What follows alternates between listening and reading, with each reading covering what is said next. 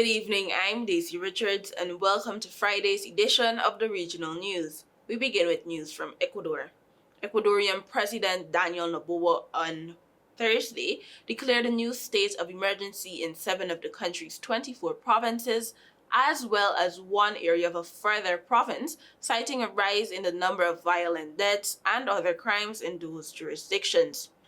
The measure will be in force for 60 days in Guayas, El Oro, Santa Elena, Manabi, Cumbios, Orellana, and Los Rios provinces, as well as one area of Azay province, according to a decree signed by Noboa, who in January declared Ecuador was at war and designated 22 criminal gangs as terrorist groups.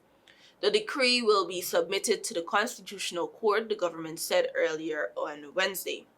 The court this month ruled that a previous emergency declaration in 5 provinces was not sufficiently justified, rendering it null. Security forces will be able to enter homes and intercept correspondence in the targeted provinces without prior authorization, Noboa said in the decree. He has previously used state of emergency declarations to increase police and military operations meant to fight thousands of murders and other crimes. The government says violent deaths fell 28% in the first months of the year compared with the same period in 2023, though it has recognized that other crimes like kidnappings and extortion rose. The Attorney General's office is investigating 8 extrajudicial killings reported to have taken place during the country's most recent state of emergency after rights groups warned authorities were not taking steps to prevent abuses.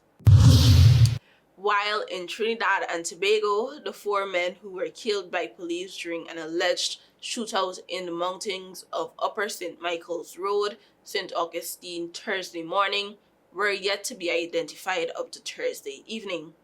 Although the T&T Police Service, TTPS, was unable to definitively confirm if and how the men were connected to the kidnapping of doubles vendor Anisha Hussein Singh, who was released unharmed on Wednesday night in Coroni, it is believed that the 4 played a part in the woman's 5-day ordeal. The dead men, who were killed several hours after Hussein Singh was found by a motorist wandering along the road in Coroni, were alleged to be members of the resistance gang. Head of the Anti-Kidnapping Unit AKU ASP Daryl Ramdas on Thursday said, quote, "We would have had intelligence that suggested and led to inquiries," end of quote.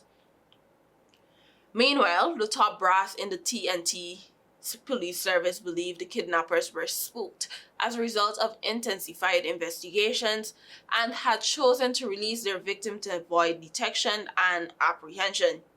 Hussein Singh, a 27-year-old mother of 1, was grabbed by armed men around 5:50 a.m. on May 18 while setting up the Sauce and Sons double stand along the eastern main road El Dorado to Napuna. Reports claim that officers acting on intelligence hiked for at least 30 minutes along the hilly St. Augustine terrain around 9 a.m. Thursday as they continued inquiries. At some stage during the journey, they were allegedly fired upon by the suspects, who were said to be hiding in a wooden shack. The officers returned fire, killing the 4 men on the spot. A pistol and an automatic rifle were allegedly recovered in the shack where the suspects were killed.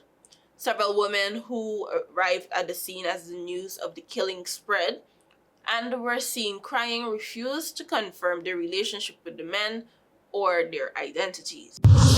For some international news, the extreme heat smothering much of Mexico has killed dozens of people across multiple states over recent weeks, the country's health ministry said in a report published Thursday, with hotter temperatures forecast for coming days.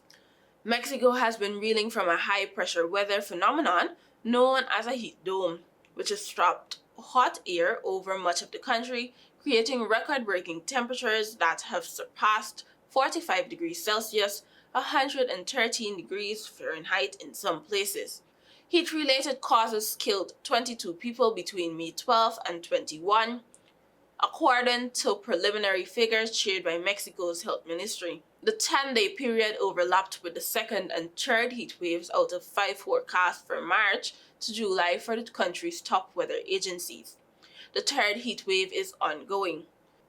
Health Ministry data also shows hundreds more people have survived heat stroke, sunburn, dehydration, and other heat-related conditions. Sweltering heat has exacerbated a nationwide drought and strained Mexico's power grid, with monkeys dropping dead from trees due to suspected dehydration. Imminent relief is not yet on the horizon, according to researchers at the National Autonomous University of Mexico. Mexico could experience its hottest temperatures on record in the next 10 to 15 days, the researchers said on Wednesday. Thank you for watching. Do have a great weekend. Until next time.